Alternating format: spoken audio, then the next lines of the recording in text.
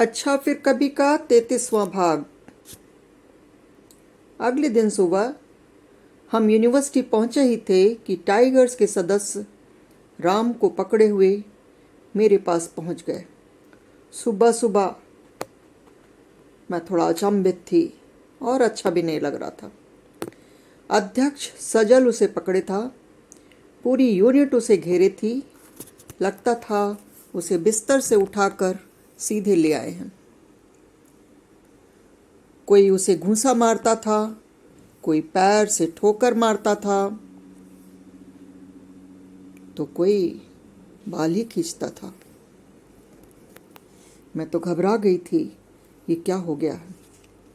मेरे पास रोककर सब ने एक स्वर में कहना शुरू किया, माफी मांग, माफी मांग। आस्था, मारो इसे, यह मारने को लपका था ना तुम्हें। मारो साले को। माफी मांगता है कि मंगवाएं। राम को क्या, किसी को भी इतना निरीह मैंने कभी नहीं देखा था। वह मेरे पैरों के पास झुक गया। उसने मेरे पैर पकड़ लिए। वह बराबर बुदबुदा रहा था, क्षमा करो, मैं पैर पकड़ता हूँ, माफ़ करो, गलती हुई। गांव के लड़के तो दिल्ली जाकर भूल गया लड़कियों से कैसे व्यवहार करते हैं कमीने। लड़का लड़की का अंतर तुझे पता है? नहीं पता है तो सिखाएं। यही व्यवहार है तेरा। दिल्ली में सींग निकल गए तेरे, गांव में तो एकदम ठीक ठाक था। राम मेरे सामने झुका हुआ था। पीछे से सजल ने लात मारी। वह मेरे पैरों पर लड़खड़ा गया। मेरे मुंह से बेसाख्ता निकला, छोड़ दो, अब बस करो। यह कहते ही वे सब उसे खींच कर वापस ले गए, वैसे ही मारते पीटते लतियाते गरियाते। मैं कहीं खुश थी तो कहीं सुन्न भी थी। मेरा मन उचट गया था, पड़ती क्या खाक। मैंने बैग उठाया और हॉस्टल चली आई। मन अजब सा हो गया था। कमरे में जाकर ठंडा ही दूध पी लिया और सो गई। थोड़ा देर उलटने पलटने और सोच विचार के बाद इतनी गहरी नींद आई कि शाम कब हो गई पता ही नहीं चला। 4 बजे जब लड़कियां कमरे का दरवाज़ा पीट रही थीं तो नींद टूटी। झुंड का झुंड हॉस्टल से, यूनिवर्सिटी से मेरे कमरे में घुस आया था। कॉरिडोर तक भीड़ थी। उषा कह रही थी, अरे तू तो चली आई, जानती है उसे पूरी यूनिवर्सिटी में जूता चप्पल से मारते हुए घुमाया। फिर पता नहीं उसे कहाँ ले गए।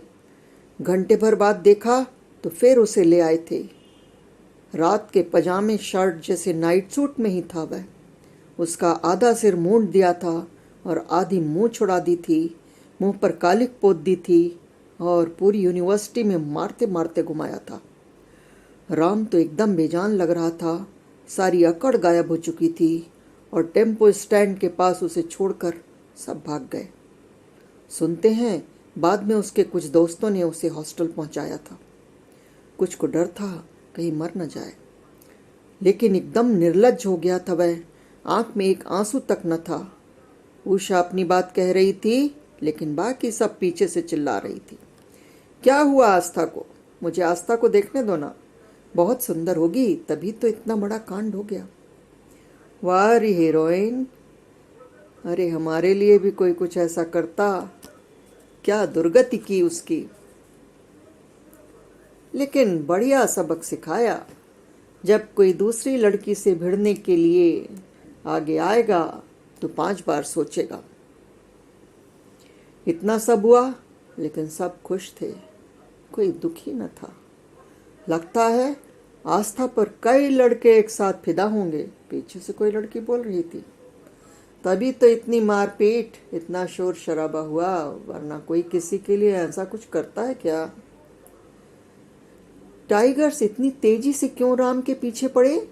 इसके पीछे जरूर कोई वजह होगी। आस्था का बॉयफ्रेंड कौन है पता करो भाई। जितने लोग उतनी बातें। मैं तो थक रही थी। इतना मारा है कि वह सोचने समझने की स्थिति में ही न था। लगता है दारू पिला पिला के मारा है। आवाजें निरंतर आ रही थीं। लड़कियां चुप होने का नाम ही नहीं ले रही थीं।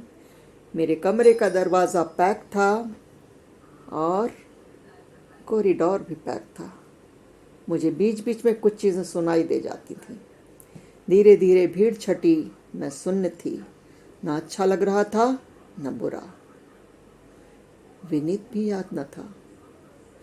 आगे की कहानी अगले वीडियो में। नमस्कार दोस्तों, फिर मिलते हैं।